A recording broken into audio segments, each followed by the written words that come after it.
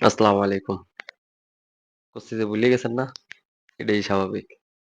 আমাকে এই দেশে এরকম সোহাগ, পাথর দিয়ে মারা, এরকম বহুত জন এরকম ঘটনা ঘটেই। আর এটা আমরা দিন শেষে ভুলেই যাই। কারণ আমাদের দেশে তো সিজনাল ঘটনা ঘটে। এখন আপনি কইতে পারেন যে ভাই সোহাগের পাথর দিয়ে যে মারলো প্রকাশ্যে, এটা মানুষের হৃদয় বিদারক একটা ঘটনা ছিল। মানে হিংস্রতার চরম শিখরে পৌঁছে গেছিল। এর ভিতরে কি হলো?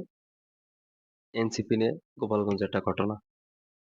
তখনই সোহাগের কথা অনেকেই ভুলে গেছে। তারপরে কি হলো? বিমান দুর্ঘটনা। তখন আবার এনসিপির ঘটনা গোপালগঞ্জ নিয়ে সবার মাথা ব্যথা কমে গেছে। মাথা ব্যথা কমে গেছে। অনেকগুলা বাচ্চা মারা গেছে। অপেক্ষায় থাকেন আগামী ৬০ দিনের ভিতরে ইনশাআল্লাহ আবার একটা দুর্ঘটনা ঘটবে বাংলাদেশে। তখন দেখবেন এই বাচ্চাকে কোথাও আমরা আপনার ভুলে যাব। না, কোন ভবিষ্যৎ গণনা না। বিষয়টা হচ্ছে কি একটা মানুষ স্বাভাবিকভাবে একটা দেশে যে ঘটনাগুলো ঘটে, স্বাভাবিক ধরে আমি হিরো আলমের কথাই কই বা যারা সোশ্যাল মিডিয়ায় খুব ভাইরাল ব্যক্তি তাদের কথা কই। তারা দেখুন বিগত ৬০ দিনের ভিতরে নানান কিছু একটা করে। কিছু না কিছু একটা করবে। occurrence করুক, ভালো দিক করুক, খারাপ দিক করুক, কিছু না কিছু করবে। কারণ একটা মানুষের মনের হার বা একটা মানুষের ব্যক্তির মনের হার ক্ষেত্রে ৩০-৩৫ দিন পরে মানে ওই জিনিসটা ভুলে যাওয়ার চেষ্টা করে বা অন্যদিকে মনোযোগ হয়ে যায়। তখন যদি ওই ব্যক্তি অন্য কিছু না করে, হ্যাঁ?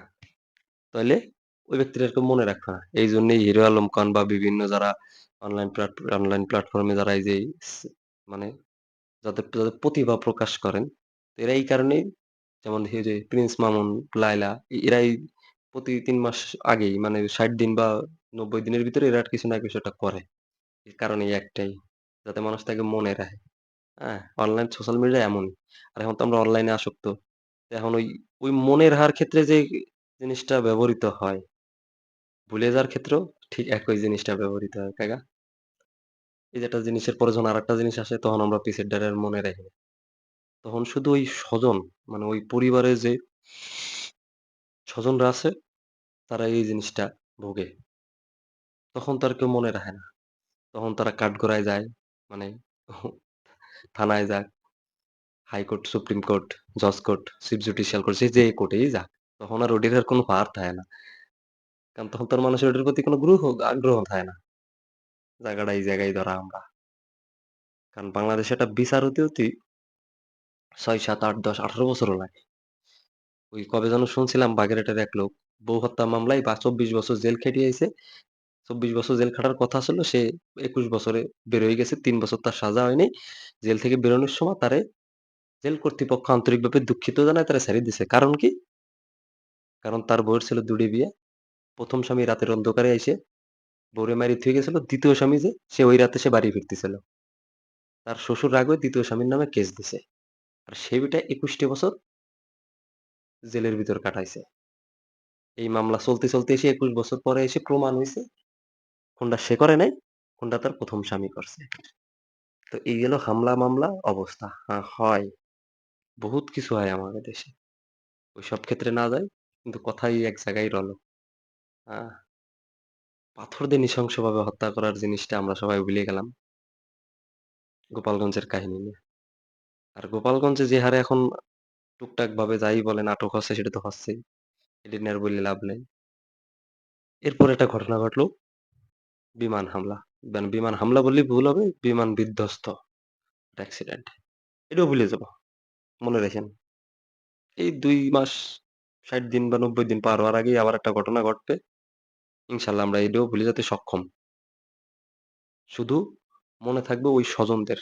আর আমরা ওই দিনটা যেদিন আসবে তাও মনে রাখবো না। ওই দিনের আগে অনলাইন প্ল্যাটফর্ম বা সোশ্যাল মিডিয়ায় আমরা না আসক্ত বেশি। ওই দিনের আগে যারা রাত ১২ টার আগে বা সন্ধ্যার সময়টা স্ট্যাটাস দেবে। আজকে সেই দিন। এই দিনে এই ঘটনা ঘটছিল। এই নৃশংস হত্যাকাণ্ড ঘটছিল। এই গোপালগঞ্জে এই নৃশংসভাবে পুলিশ, আর্মি গুলি চালাইছিল সাধারণ মানুষের উপরে বা ওই জঙ্গি আখ্যা দিয়ে গুলি চালাইছিল। বা ধরেন এই যে এই দিন মাইলস্টোন কলেজে আ একটা বিমান বিধ্বস্ত হয়েছিল। এতগুলা শিশু মারা গেছিল। ঐদিন রাত্রিতে দেখবেন Facebook, Instagram, WhatsApp, YouTube এ তামা বানায় ফেলতেছি আমরা সাধারণ মানুষ। লিখে শোক দিবস। ১ মিনিট মোমবাতি জ্বালাবো, ১ মিনিট নীরবতা পালন করব। কিন্তু প্রকৃতপক্ষে কি? প্রকৃতপক্ষে শূন্য।